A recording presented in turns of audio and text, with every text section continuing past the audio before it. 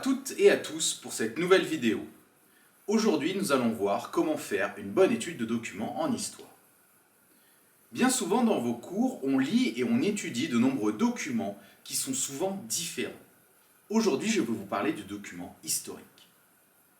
Entrons dans le vif du sujet. Pour bien commencer, quand on a un texte ou un document devant soi, il est important de le définir. C'est ce qu'on appelle sa nature. Nous étudions souvent des textes en histoire, mais pas que. Il y a aussi des cartes, des images, des affiches, etc. Dans un deuxième temps, il est aussi très important de repérer l'auteur du document. Qui est-il? Pourquoi le connaît-on? S'il est inconnu pour vous, il faudra donc que vous recherchiez quelques éléments de sa vie. Où est-il né? Quelles sont ses fonctions ou son métier? Pourquoi écrit-il? Tout cela vous permettra aussi de mieux comprendre le document. Il faudra aussi repérer le titre, s'il y en a un, car il a souvent une signification importante. Regardez aussi la date d'écriture du document ou le contexte historique dans lequel l'auteur écrit. On a souvent une indication quant à des dates en bas du texte ou dans le titre. Attention, un auteur peut écrire a posteriori des faits, c'est-à-dire des années plus tard ou même des siècles. Il est donc important de regarder si l'auteur est contemporain des faits mentionnés ou non. Dans un troisième temps, enfin, il vous faudra donc lire le document et relever les informations importantes. Où est-on? De quoi parle-t-on? Qui sont les personnages importants évoqués?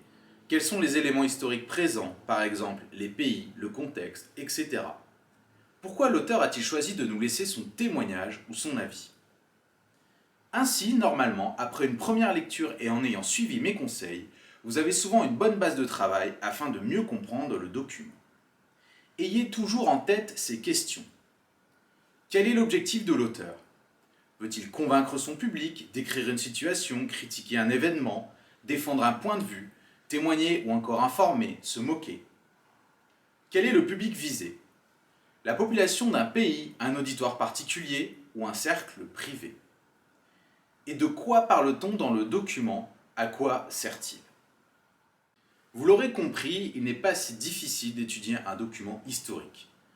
Pour être plus complet à ce propos, listons maintenant les différents types de documents en histoire que vous rencontrerez. Le discours, l'allocution, le programme ou le manifeste. Son objectif est de convaincre, exposer un point de vue ou un engagement personnel.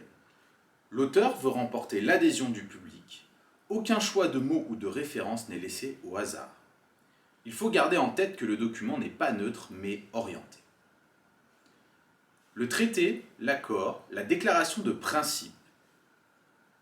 Le plus souvent, c'est un texte à valeur juridique ou institutionnelle à usage national ou international et destiné à être connu de tous ou du plus grand nombre.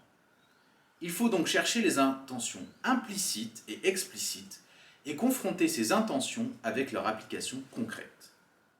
La carte.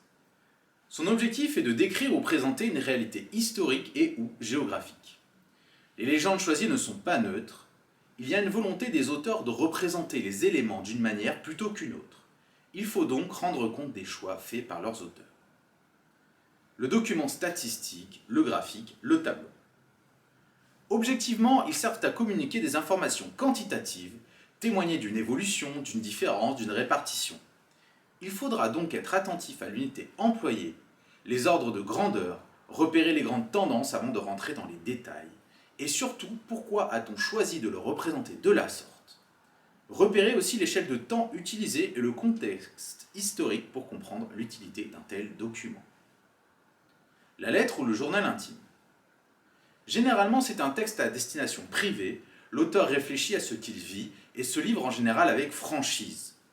Il faudra donc penser et vous orienter vers une réflexion dite à chaud. L'auteur a sans doute été énormément marqué par les enjeux de l'instant présent au moment où il écrit.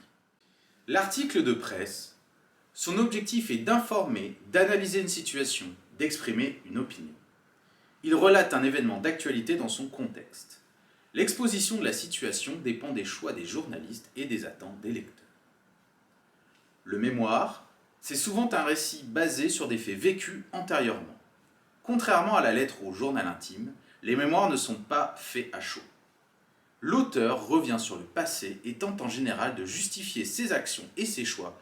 et peut-être même écrire dans le but de laisser une trace de lui aux générations futures. Le pamphlet, la satire, la caricature, le dessin humoristique. C'est un document qui recherche à créer de la polémique, qui utilise l'exagération des faits ou qui présente l'actualité sous forme humoristique. Attention, l'auteur déforme volontairement la réalité. Il faut chercher à trouver le but de cette déformation. La photographie. Son but est de témoigner d'un événement. C'est une représentation fidèle et instantanée de la réalité. Il faudra ainsi être attentif à la valeur symbolique de l'image, analyser le cadre et l'angle de vue choisi. Attention car il y a parfois de la mise en scène. L'affiche, elle valorise une idée, un homme, un parti, un produit. Pensez bien à analyser les moyens graphiques utilisés pour persuader, comme la construction de l'affiche, sa couleur ou le slogan présent.